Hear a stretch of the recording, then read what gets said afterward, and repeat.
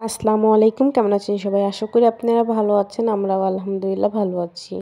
Frozen রুটিগুলোই আমি ভেজে নিচ্ছিলাম। ফ্রোজেন রুটি করে রাখলে একটা সুবিধা হয়, রুটি বানানো থাকেই শুধু একটু ভালো করে ভেজে নিলেই আমার রুটি ভেজে নেওয়া হয়ে যায়। সেজন্য আমি বেশিরভাগ রুটি আমি ফ্রোজেন করে রাখি। ওইদিকে রুটি ভেজে নিচ্ছি, এদিকে আমি দুইটা পেঁয়াজ আর একটা কাঁচামরিচ কুচি কুচি করে কেটে তেলের মধ্যে দিয়ে পেঁয়াজ কাঁচামরিচটা ভেজে নেওয়ার পরে ডিম দিয়ে দেওয়ার পরে ডিমটাও আমি ভালো করে ভেজে নিচ্ছিলাম। ভেজে নেওয়া হয়ে গেছে, প্লেটে আমি উঠিয়ে নিয়েছি ডিম ভুনাটা আর রুটি দুইটা। এখন আমি সকালের নাস্তা খেয়ে নিব।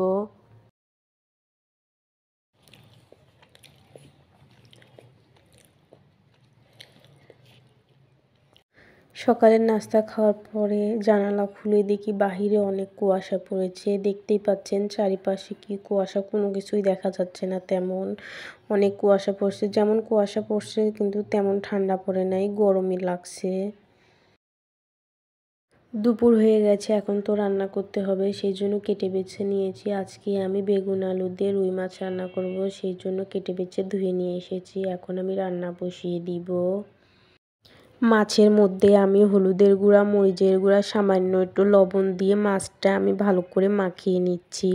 আমি বড় মাছ কখনো কষিয়ে রান্না করি না, আমি বেশিরভাগ মাছই আমি ভেজে রান্না করি। আমার মতো কে কে আছেন মাছ ভেজে রান্না করেন?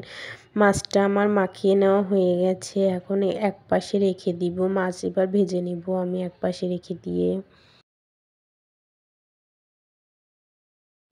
তেলটা আমার গরম হয়ে গেছে, হলুদের গুঁড়া, মরিচের গুঁড়া, লবণ দিয়ে যে মাছটা আমি মাখিয়ে রাখছিলাম ওই মাছগুলো একে একে আমি সবগুলো মাছ দিয়ে দিব তেলের মধ্যে।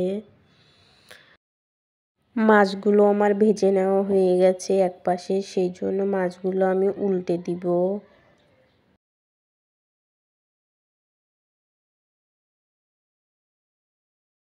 মাছগুলো আমার ভেজে নেওয়া হয়ে গেছে, এখন মাছগুলো আমি উঠিয়ে নিব।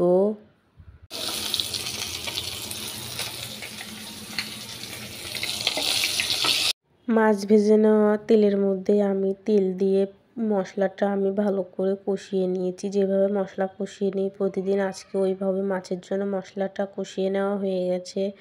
তারপরে আমি ধুয়ে রাখা বেগুন আর আলুগুলো দিয়ে দিলাম। দিয়ে দেওয়ার পরে এখন আমি মশলার সঙ্গে বেগুন আলুটা ভালো করে কষিয়ে নিব।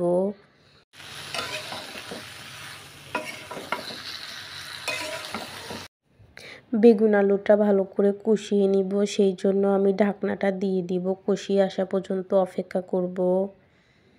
বেগুন আলুটা দেখতেই পাচ্ছেন কি সুন্দর করে কষিয়ে নেওয়া হয়ে গেছে। এখন আমি পরিমাণ মতো পানি দিয়ে দিব। পানি দিয়ে দেওয়ার পরে নেড়ে চেড়ে দিব, একটা বলক উঠলেই তারপরে ভেজে রাখা মাছগুলো দিয়ে দিব।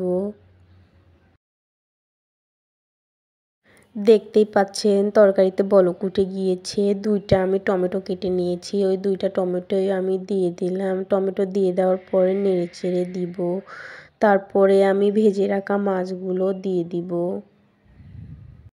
মাছগুলো দিয়ে দেওয়ার পরে নেড়ে চেড়ে এখন আমি ঢাকনা দিয়ে দিব।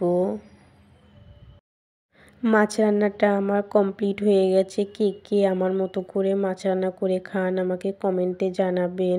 আমি সামান্য জিরা গুঁড়াও দিয়েছিলাম। আর দেখতেছি যে লবণ ঝাল ঠিক আছে নাকি, সব কিছুই ঠিক আছে। এখন আমি মাছ রান্নাটা নামিয়ে নিব। দুপুরে আবার ছেলে মেয়েকে গোসল করানোর পরে ছেলেকে আমি খাওয়াই দিয়েছিলাম, আর মেয়ে একা একাই সুন্দর করে খেয়ে নিচ্ছে। দুপুরে খাবারটা শেষ করে নিচ্ছে মেয়ে একা একাই। আমার ছেলে বেলকনিতে বালিশ নিয়ে যে দুষ্টামি করতেছে। আজকের মতো ভিডিওটি এখানেই শেষ করলাম। আমার ভিডিওটি ভালো লেগে থাকলে লাইক, কমেন্ট ও সাবস্ক্রাইব করে আমার পাশে থাকবেন। আল্লাহ হাফেজ।